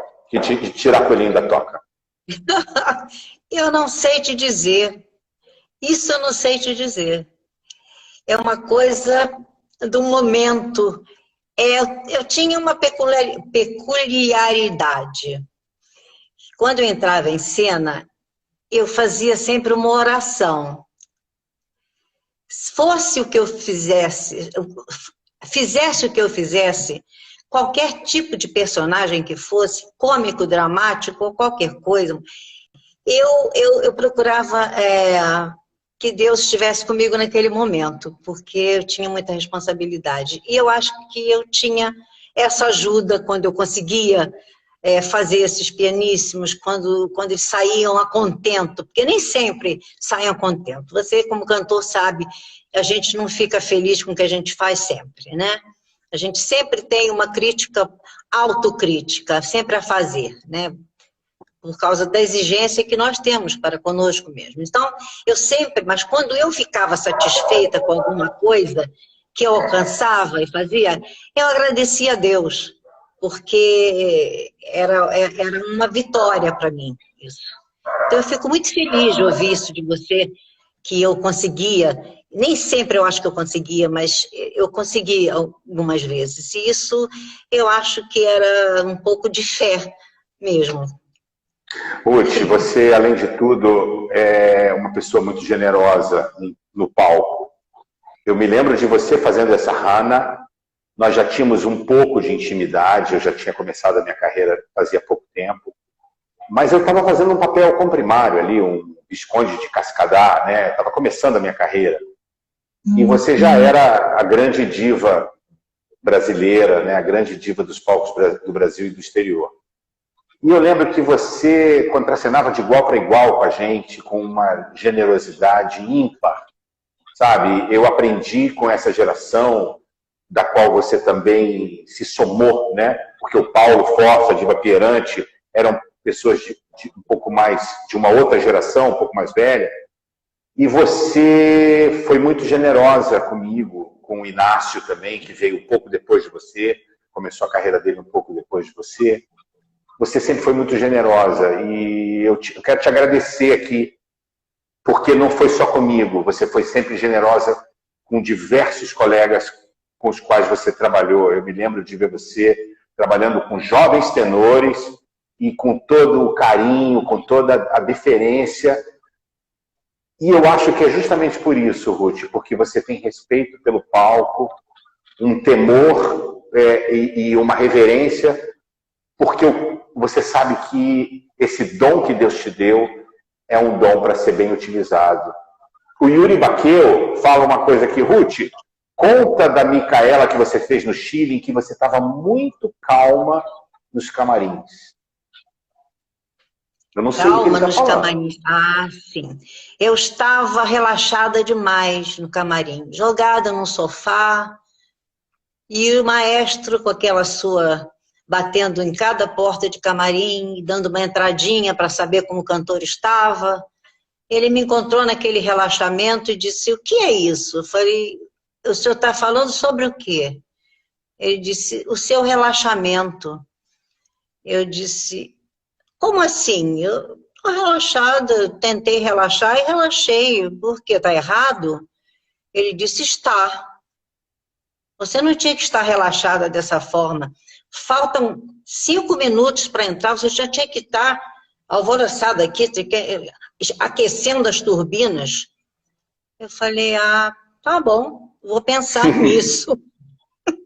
Ele disse, isso não é bom. Eu falei, ok. Quando ele saiu, eu disse, ah, que exagero. Foi a pior resta daquela temporada. Foi essa, que eu estava relaxada. Daí então, E você acha que foi... daí então eu comecei a prestar atenção nisso, de não ficar relaxada no palco, no camarim, faltando algum... Então eu comecei a ficar mais, me mexer, me movimentar um pouco antes, para poder ter aquele sangue fervendo. E me ajudou muito, realmente foi uma experiência interessante. Eu estava muito relaxada, não foi bem nesse dia. Tem algumas coisas que as pessoas não sabem, mas vocês precisam ouvir as gravações de Ruth Sterk, quem não teve a oportunidade de vivenciar essa experiência. Ruth, a Tatiana do Anieghin, eu assisti você cantando no Teatro Municipal de São Paulo em 96. Você numa maturidade plena da sua arte e fazendo um personagem de Pushkin, né, do romance de Pushkin e de Tchaikovsky, uma música fantástica, e um meio de uma cena em que ela é menina e de repente acontece alguma coisa. E eu chorei e não consegui mais parar de chorar o resto da ópera, depois daquele monólogo da Tatiana no meio da ópera. Foi um presente aquilo, Ruth, foi um personagem especial. Como você viveu a Tatiana? Como foi essa relação de maturidade artística com um papel que se transforma tanto ao longo da ópera? Foi um papel que eu gostei muito de fazer, mas que trouxe alguns medos, porque a estreia foi com o elenco praticamente todo russo, e apenas o Vladimir, que era brasileiro, e eu tinha muita dificuldade em decorar toda a partitura em russo, porque não é uma língua que estava familiarizada. Eu empaquei, faltavam 2 semanas para o ensaio geral, tinham 2 páginas que eu não conseguia decorar a letra. Eu não sei por que tive uma dificuldade em 2 páginas, no meio da partitura, que eu não conseguia decorar. E eu me desesperei um pouco. Me desesperei e liguei para minha filha, Raquel, quase de madrugada, e disse, eu estou desesperada, eu não sei o que eu faço, eu não consigo decorar, tem 2 páginas que eu estou empacada, esse russo está me deixando louca. Ela disse, não se desespere, eu estou achando você muito alterada. Você faz o seguinte, você pega a partitura amanhã, vai à direção do teatro e diga, olha, está aqui a partitura, eu não fui capaz. Falei, sei. E aí eu fui dormir. Em 4 dias tinha acabado o problema. Aí, bom, foi uma conquista para mim fazer aquela ópera, foi uma conquista para mim, que eu gostei muito de fazer aquele personagem. Regência de Davi Machado, né? Não, Regência do Davi Machado. Foi do Davi Machado, não? Karabichevsky, isso mesmo. Quando eu cheguei no Rio, eu perguntei a Raquel, como é que você tem coragem de dizer uma coisa dessa para mim? Você não foi capaz? Ela disse, mamãe, eu sou psicóloga, eu usei psicologia infantil. Eu conheço você. E mas tive que ouvir essa psicologia infantil, ela usou comigo. E funcionou. Pior é isso. Então, a Tatiana foi marcante realmente na minha carreira. E eu gostei muito, muito de fazer aquele papel onde ela dá a volta por cima, onde é aquela moça apaixonada e depois ela volta quase como uma rainha. E aí aquela carta, aquela área... Interminável, né? É uma coisa admirável. Bem escrita, é uma beleza. É uma noite interminável em que ela passa a noite em claro, tentando escrever uma carta pro amor dela, né? Exatamente, Foi realmente muito bom. Me recorda uma coisa, ela termina de escrever essa carta? Termina. Ela termina. E ela entrega essa carta para ele, né? Exatamente, E a resposta é seca, né? É árida do Onegin, seca, né? Ele se decepciona com a resposta dela, realmente. É um personagem impressionante, porque a gente não espera que no miolo da ópera, a gente vai encontrar aquela cena, aquela grande cena, porque é uma cena longa, deve ter o quê? Uns 15 minutos, 16 minutos. Acho que é a maior área em tempo, né? Em tempo é a maior área que eu já cantei. Leva muito tempo, ela tem várias nuances, vários momentos, enfim. Mas é muito bonito. É impressionante. E você ali, eu vi isso também, percebi isso também. Naquela montagem que eu assisti no Teatro Municipal de São Paulo, em 96, a partir daquele momento, a ópera não devia ser mais chamada Onegin. Devia ser chamada Tatiana. É verdade. A força que ela demonstra, né? O caráter e a força. É impressionante. Do personagem. É impressionante. Ruth, você falou do Karabichevsky, que esteve muitos anos à frente da Sinfônica Brasileira e com quem você cantou, talvez o maestro com quem você tenha mais cantado na sua vida. E... Não. Só uma pequena... Diga. A cantora que mais atuou com a Sinfônica Brasileira. Sim, tá no livro. Eu ia falar vários Eu ia maestros. falar, sim, você foi a cantora que mais atuou, que tem mais, o maior número de atuações com a SB. Mas você teve também um grande amigo, uma pessoa que foi, diria assim, também um mentor artístico, um mentor musical, que foi o maestro Henrique Morelenbaum. Então, assim, eu queria que você falasse do Morelenbaum e falasse também dos seus colegas que se transformaram em amigos e que foram importantes nesse processo de desenvolvimento da carreira, que você traz com você até hoje. Maestro Morelenbaum foi um aprendizado, porque ele, por ser um maestro muito exigente com as minúcias e os pormenores da partitura, isso fez com que eu aprendesse a ter essa disciplina musical. Eu sempre dizia, o que eu preparar com o maestro Morelenbaum, eu posso cantar em qualquer lugar, com qualquer maestro, aquela partitura, se eu já trabalhei com Morelenbaum, eu não vou ter medo, porque ele era exigente, eu gostava disso e eu aprendi a ter essa disciplina musical com o maestro Morelenbaum. Eu agradeço muito por isso. Na minha carreira com meus colegas, felizmente, eu não tenho nada que me queixar de colegas meus. Eu sempre fui muito amada. Lógico que eu tenho aqueles que são mais próximos, que ficaram e continuam, e preservo, porque a vida me deu condições de preservar, como você, como o Inácio. Ele está aqui, ele está aí. Pois é, como o Marcos Menescal, que é outro irmão, são pessoas que ficaram na minha vida para sempre, estão preservados, porque a vida me presenteou assim de ter essa oportunidade, né?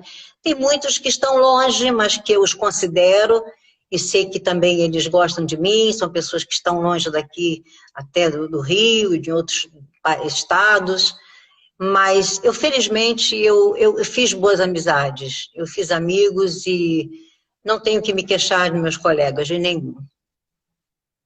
Ruth, vou puxar a brasa para a nossa sardinha aqui e vamos falar de algumas páginas interessantes e reveladoras, inclusive do seu caráter. Gente, eu tive o prazer e a honra de dirigir um pequeno espetáculo muito singelo a convite da Ruth Sterck e de uma outra querida amiga, que é a Josiane Kevorkian. Nós fizemos um singelo espetáculo com os meninos, as crianças da orquestra de Paquetá, né, do projeto de música da Josiane em Paquetá, o qual a Ruth trabalhava na parte vocal, de orientação vocal. E a Ruth me convidou, e a Ruth e a Josiane me convidaram para tomar parte num espetáculo, dirigindo esse espetáculo.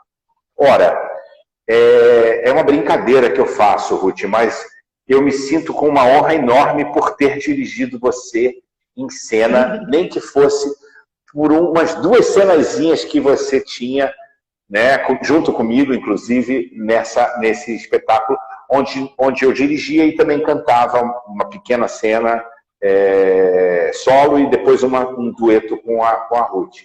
E era uma delícia. Mas eu me lembro de uma coisa que eu nunca vou esquecer, porque eu cantava aquela área do escravo que era uma lenda de Paquetá, e eu cantava aquela área do escravo, aquela lenda do escravo, na ponte, né? Cantando como se eu tivesse perdido a minha amada nessa vinda na escravidão para o Brasil. Assim constava a lenda. E aquele escravo ia toda tarde para aquela ponte, a lenda da ponte, né? E ali cantava. E no final, quando ele já está bem velho, ele vai para a ponte, ele canta, e aparece a esposa dele com o filhinho no braço. Nessa cena, a Ruth não cantava absolutamente nenhuma palavra. Mas todas as vezes em que eu fiz essa cena, junto com ela, eu sempre já tinha terminado de cantar, não tinha que cantar mais nada, e o escravo morria olhando a mulher dele com o filhinho no colo. E a Ruth fazia isso de uma maneira absolutamente arrebatadora. Eu queria registrar isso, Ruth, porque foi uma honra, num espetáculo infanto-juvenil, num espetáculo singelo, poder receber esse teu convite e ter a honra de ter você fazendo uma cena que eu imaginei de uma maneira tão linda. E depois a gente fazia a cena de amor de um índio, né? A cena da Moreninha, né? A cena da Pedra da Moreninha, onde a Moreninha se apaixonava pelo índio e por aí vai. E logo depois, poucos anos depois, veio o centenário do Teatro Municipal do Rio. E Ruth, nessa época, já tinha decidido, e era o desejo dela, e ninguém se opôs a isso, ela decidiu não mais enfrentar os grandes palcos, não mais cumprir papéis nos grandes palcos de ópera. Ou seja, ela decidiu, por conta pessoal, né, não deve ser uma decisão muito fácil, né, mas ela tomou essa decisão e cumpriu com essa decisão. Mas eu não aceitava isso na minha cabeça e nem no meu coração. E eu dizia, Ruth, nós precisamos fazer um espetáculo, porque você ainda tem muita coisa para dizer e muita coisa para comunicar. E nós encontramos, na pessoa do Gustavo Ariani, que é o diretor da CAL, da Faculdade de Teatro CAL do Rio de Janeiro, encontramos a pessoa que deu start no texto desse cartaz que eu tenho aqui atrás de mim, ó. Amor por Anexins, de Arthur Azevedo. E para quem não sabe, o Arthur Azevedo, ele foi o curador da construção do Teatro Municipal do Rio de Janeiro e morreu poucos dias antes de ver a estreia, a abertura, a inauguração do Teatro Municipal. Com esse espetáculo, eu e Ruth, de uma maneira muito pessoal e muito singela, homenageamos o centenário do Teatro Municipal e, ao mesmo tempo, homenageamos a figura do Arthur Azevedo, que, com apenas 16 para 17 anos, escreveu a peça teatral Amor por Anexins, que nós, junto com o Gustavo e com outra figura especial na música, que é o Aurélio Vinícius, pianista ou repetidor que já nos deixou, Aurélio Vinícius Meller, a quatro mãos compomos um roteiro musical para encaixar as áreas de ópera nas letras de música que o Arthur Azevedo tinha feito. Ruth, esse espetáculo eu sei que foi emblemático para você e eu afirmo para você que foi para mim, porque eu tive, por mais uma vez, o privilégio de estar com você só para mim, só comigo no palco. Eu fui um pouco, como é que fala? Eu fui um pouco, como é que fala isso, aquela palavra? Eu quis você para mim, tô brincando. Egoísta? Eu acho que eu fui um pouco egoísta, não foi não. Eu quis dividir, eu quis estar com você no palco, mas eu quis dividir você com todo mundo. E foi uma maravilha. Como dizem que a vida imita a arte, ou a arte imita a vida, não sei o que vem primeiro. E como dizem também que Giuseppe Verdi compôs todas as suas óperas sérias e no final da vida compôs uma ópera chamada Falstaff, onde ele usava um texto de Shakespeare para fazer uma comédia. E a frase final do Verdi era: tutto nel mondo è burla. Tudo no mundo é uma burla, é uma farsa, é uma mentira, é uma brincadeira, como você queira ouvir. Então, me diga, Ruth, tendo vivido todas essas histórias, todas essas personagens maravilhosas, tendo cantado missas, oratórios, o Martírio de Santo Sebastião, Stravinsky, Ode a Santa Cecília, Requiem do Padre Zé Maurício, cantatas de Bach, tendo gravado discos de Nepomuceno, tendo feito um sem número de heroínas de soprano lírico do teatro do romantismo e também de outras óperas, que legado você traz para a gente hoje a respeito dessa experiência? A vida imita a arte imita a vida. O que você pensa e o que as próximas gerações, qual o papel das próximas gerações, já que você, o Inácio está me chamando de egoísta. Só um pouquinho. Mas então, essa alegria do espetáculo como Anexins, para coroar uma história e uma celebração de homenagem ao centenário, e depois, pouco tempo depois, há poucos anos atrás, 2 anos atrás, 1 ano e meio atrás, você recebeu uma grande homenagem do Fernando Bicudo, que estava dirigindo o Teatro Municipal, do Marcos Menescal, do Inácio, que estava cantando. Viu? Depois diz que eu sou egoísta, foi você que cantou no aniversário de 50 anos. Eu estava lá na plateia aplaudindo, vocês dois, você e a Ruth. E você recebeu uma linda homenagem no Teatro Municipal do Rio de Janeiro, pelos seus 50 anos de estreia naquele palco que foi a tua casa durante a vida inteira. Que alegria, Ruth, que privilégio ter você no panteão dos grandes artistas, dos grandes divas e divos brasileiros. Eu queria que você falasse um pouco desse seu sentimento que floresce, que aflora em você nesse momento, e que você ficasse muito à vontade.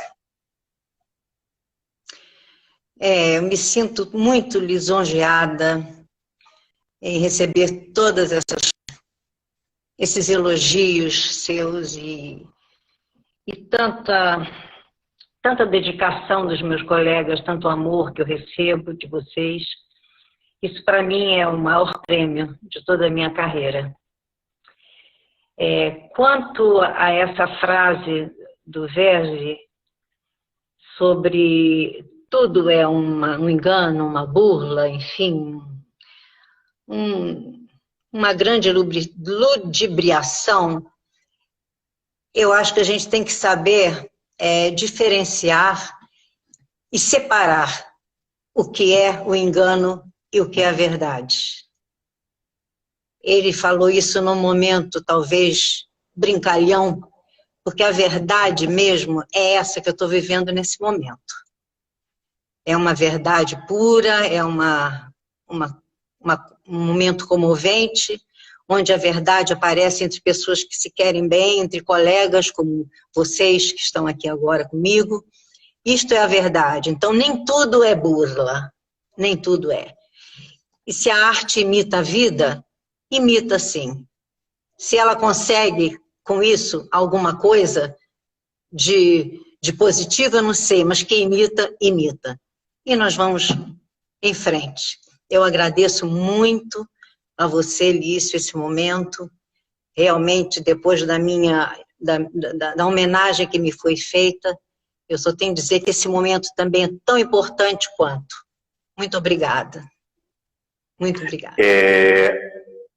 Eu tive presente nesse espetáculo de homenagem aos 50 anos de carreira da Ruth, 50 anos de estreia no palco do Teatro Municipal, desse templo maravilhoso da ópera, que continua em pé, sobrevivendo, graças a artistas como você, Ruth, que lutaram e batalharam, não só na frente, como solistas, mas muitas vezes cantando na linha do coro e oferecendo a sua voz com uma mesma honestidade, franqueza e entrega que você sempre teve.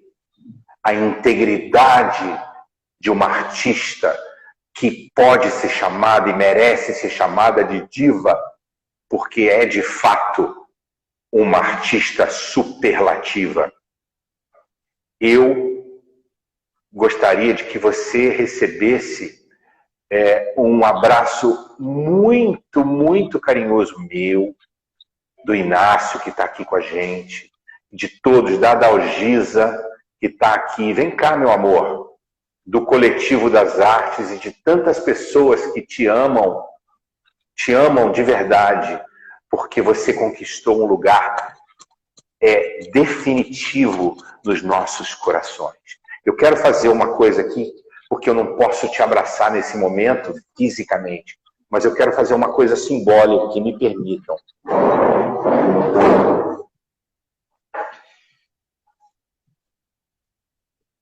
um dos maiores tesouros que eu tenho de lembrança e recordação da minha relação com essa grande artista foi a oportunidade da gente se desnudar no palco do Teatro do Café Pequeno do Leblon, um teatro para 100 pessoas, que estava sempre com a casa lotada para assistir a obra do Arthur Azevedo, que a gente, com toda a honestidade e integridade, levou a direção do Gustavo e o teu trabalho maravilhoso.